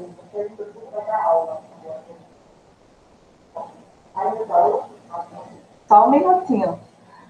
A última aula eu vou dar. Essa eu acho que não, né? Mas aí eu vou dar. Desculpa, gente. Vamos lá.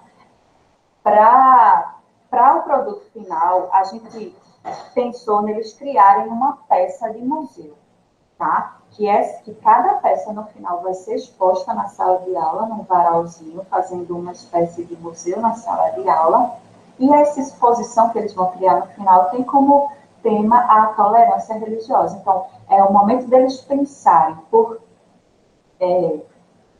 que objeto, o que representa essa diversidade religiosa no Brasil, tá? Antes disso, durante os nossos encontros, a gente falou o tempo todo sobre essa diversidade religiosa, sobre o Estado laico e sobre os usos, os valores do objeto museal, né? O objeto ele tem o valor afetivo, o valor histórico, cultural, financeiro e o valor simbólico. Então, a gente fez um trabalho sobre isso e agora a gente cobra isso do aluno no produto final. Vamos pensar num objeto que tenha esse valor simbólico, que represente de alguma forma essa diversidade religiosa. E aí a nossa proposta e o nosso produto final vai ser essa exposição que os alunos vão criar na sala de aula com esse tema da diversidade e da tolerância religiosa, tá? Para concluir, o último projeto didático, ele tem como título, né, como tema, os hábitos do século XIX. E aí a gente buscou compreender e analisar as diferenças e semelhanças dos hábitos e práticas socioculturais do Brasil do século XIX. Mais uma vez, a gente faz o trabalho com o conteúdo. Lá, no início, a gente vai trazer obras do Debré e do Rugendas, eu digo Rugendas, né? Bem bonito.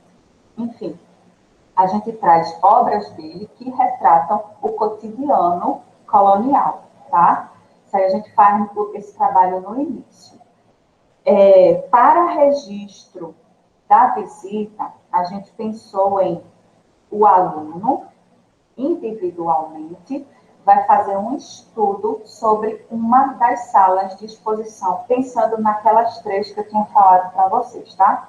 Então, na hora, a professora diz, ó, tu ficou com essa sala, tu ficou com aquela, tu ficou com aquela. É lógico que um trabalho planejado, a professora já vai saber quem vai ficar com qual sala. Mas a ideia é que o aluno não saiba, ou talvez saiba, não sei, aí vai depender de cada proposta do professor, mas a ideia que eu tenho é que o aluno descubra na hora qual é a sala que ele vai ficar responsável, até para ele não ficar só pensando naquela. Por quê? Porque quando o aluno vai para o museu, ele faz a visita guiada, isso está lá na dissertação também, em todos os projetos. A ideia é que a turma faça a visita guiada com o monitor do museu e depois desse momento tem o momento da proposta da professora, tá? Então, primeiro eles conhecem o museu, fazem a visita guiada e depois eles fazem a atividade proposta pela professora, que é individualmente eles vão fazer o estudo de uma sala de exposição do Mourão, tá? E aí eles anotam o máximo de informação, vai ter questionário, tudo para guiar esse estudo deles, e eles levam essas informações para a sala de aula, tá? Essas respostas, elas vão servir, isso também está tudo lá na dissertação, que isso é combinado previamente com os alunos, eles vão fazer uma peça teatral. E aí, quando eles chegam na sala de aula, o estudo que eles fizeram individualmente, agora a gente vai juntar em grupos. Então, quem ficou com a sala com a temática política, se junta. Quem ficou com a sala temática religião, se junta. E assim vai, e com a outra sala. Por quê? Porque o estudo que eu fiz, que o aluno faz individualmente, ele vai juntar com os outros e cada um vai mostrar a sua visão sobre aquela sala. Então, é o momento deles sentarem e debaterem sobre as suas próprias respostas. E aí eles complementam seus olhares, as suas visões sobre aquela sala, tá? E aí essas informações, depois que eles fizerem o debate, que eles reunirem o máximo de informação, eles vão usar essas informações para criar um roteirozinho de uma peça de teatro, coisa simples, né? O foco não é o teatro, né? É importante dizer que se o professor quiser, é importante, na verdade, que ele separe um tempo para falar sobre teatro, sobre roteiro, sobre personagens e tudo mais, para que os alunos possam criar um teatro interessante e tal, que para ser suporte também para os alunos. É importante ele dar esse suporte para a turma, mas o foco aqui é no trabalho, no tema que a gente está tratando. Então, eles vão reproduzir uma cena cotidiana, comum, naturalizada, no período colonial. E aí, inclusive, eles podem retomar as obras de Debré e de Rugenda para reproduzir uma daquelas cenas. Entende? Qual é a ideia aqui? Olha, a gente fez um trabalho de perceber como essas práticas mudam ao longo do tempo. E quando eles encenam uma peça de teatro reproduzindo o que era cotidiano, o que era naturalizado lá na colônia, eles vão se deparar com a questão do racismo. muito forte, porque as imagens de Debré mostram essa relação entre negros e brancos. É muito forte no trabalho de Debré e de Rugendas. Então, quando eles reproduzirem, eles vão perceber que essa cena cotidiana, hoje, não faz mais sentido, não é aceita e não é naturalizada. Então, algo que foi naturalizado no passado, hoje não é. E não é por questões de tensão social, disputas, de luta dos movimentos sociais que fizeram essa transformação na sociedade. E essas transformações são tão fortes que elas chegam no nosso âmbito privado. No cotidiano das nossas casas, a gente reflete essas mudanças. Então, algo que era natural na colônia, hoje não é mais. E é interessante que os alunos, inclusive, no final, no debate, eles falam sobre esse estranhamento. Como foi ensinar uma peça que claramente recria uma cena de racismo, por exemplo, e trabalhar com a ideia da escravidão. Então, é importante fazer esse debate com eles ao final desse projeto didático. Espero que vocês tenham entendido. Essas são as propostas. Eu acho que eu já estourei meu tempo, mas eu quero finalizar dizendo que a dissertação, ela trouxe números, né, ganhos para mim, foi extremamente importante fazer. E a minha contribuição, né, a contribuição que eu dou enquanto pesquisadora, né,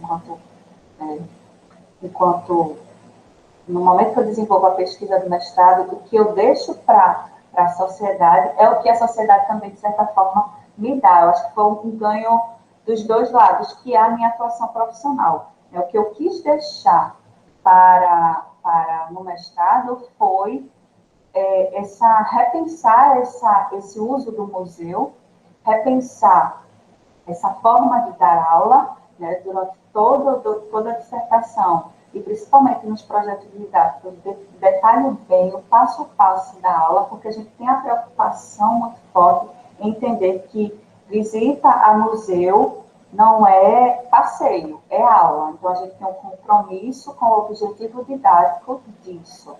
Tá? Então, acho que essa é a grande contribuição que eu quero trazer com a dissertação. Entender que os museus, eles são importantes, são os grandes laboratórios do ensino de história, e que eles são esses lugares privilegiados para a gente ensinar e aprender história. Então, é o que eu quis contribuir com essa atuação profissional, né? Quis trazer propostas de aula para a gente repensar esse uso do museu na sala de aula, e de certa forma, o ganho que eu tive, que foi na minha formação, na minha atuação profissional. É isso, gente. Obrigada. E aí, se vocês tiverem dúvidas, a gente vai conversando agora. Ok, Pela, obrigada pela apresentação.